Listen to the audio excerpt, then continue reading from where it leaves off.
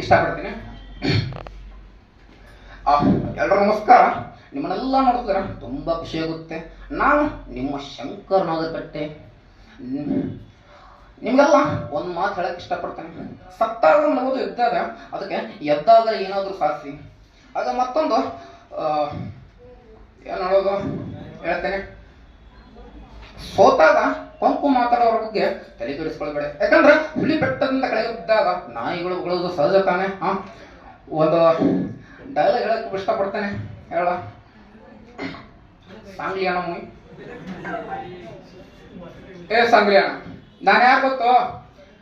ಕಾಶ್ಮೀರದಿಂದ ಕನ್ಯಾಕುಮಾರಿವರೆಗೂ ನಾನಾ ತರ ನೀರು ಕುಡಿದ್ರು ಸಿಡಿಗೊಂಡು ಮಿಸ್ಟರ್ ಧನರಾಜ್.